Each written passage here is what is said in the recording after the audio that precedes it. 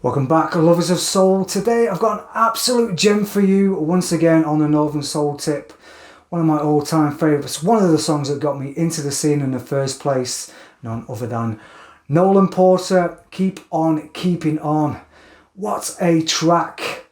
5 chords in total. So without further ado, let's give it a nudge, shall we? Kicking off with the verse, which repeats for the majority of the track. Now with the verse, it's important to note that it's quite a quirky time signature. It looks to be 6/8 in time signature, which means it's 6/8 notes in every one bar. 1, 2, 3, 4, 5, 6. It's based around, which gives it its nice quirky, energetic feel. When you get into the chorus, that's a different time signature, which we'll come to later on. We start with a G. Now what I tend to do, rather than play the bar chord for the G, we're just going to focus on mainly strings 5 to 1, and what I do is I bring my thumb over to the top string, acts as kind of like a mute. You don't have to, you can play the full bar chord, but I just like doing it this way. And then we move into kind of like almost a triad, a mini version of a B flat. And from this 3rd fret, from the G, it makes it a little bit more simple to approach.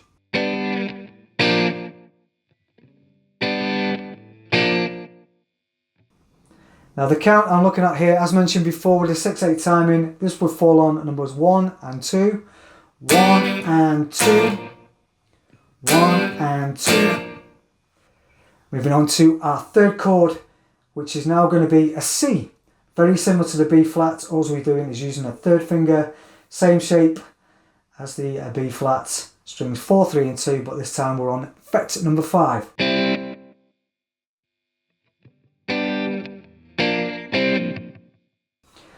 And then we simply move back to, I say simply, it takes a little bit of getting your head around, especially with the time signature, but then we move back to the B flat, which is a familiar chord.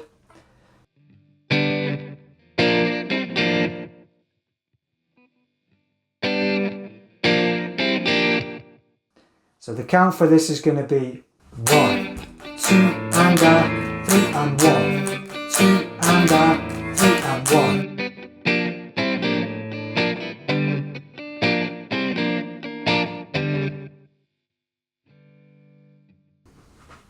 Take a bit of time getting your head around that one, but as long as you count while you're playing inside your head, then you won't go far wrong. And like I say, it's always good to expand your guitar skills and knowledge. Okay, so let's play through the verse with a few bars along the way before we kick into the chorus.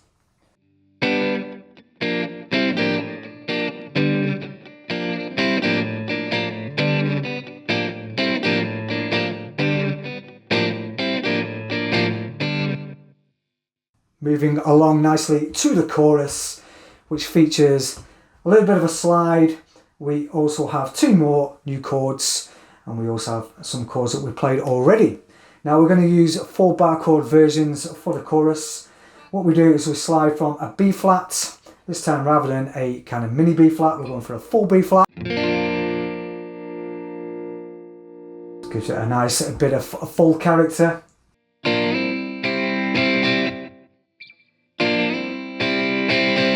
So we slide from a B flat to a C.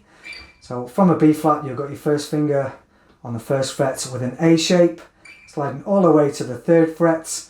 Now the important thing about this strum is your 1st strum is on the upstroke with your slide.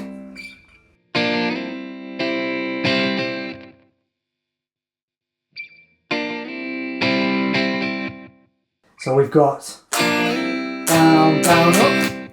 And that features on the C chord. We then move on to the F chord, which features on the 1st fret once again. This time we're in the shape of an E major. We do a very, very similar strum, but we just add 1 more extra strum part to give it a slightly different feel. Now again, starting with the up strum, and we're going straight in with the down strum that follows. Up, down, down, up. So putting those 4 chords together, we have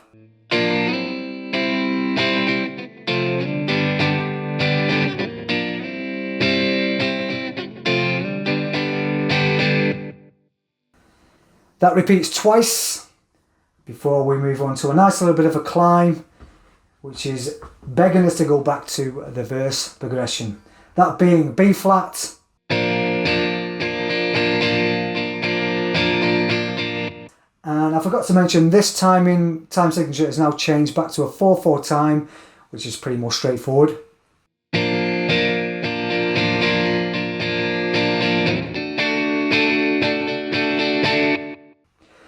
And then moving up to the 5th fret, we play the same shape, which is a D chord, a D major. We do that for 1 bar. On the 2nd bar, play on the 1 and let it ring out before we get back into the 4 to the floor goodness, or in this case 6 to the 8 goodness. So in 4 we have the chorus like so.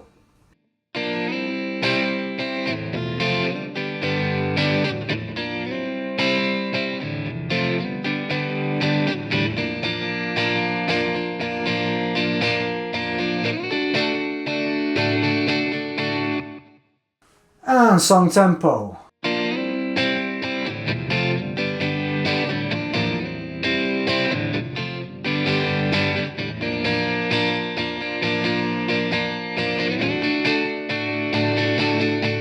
Taking us back around.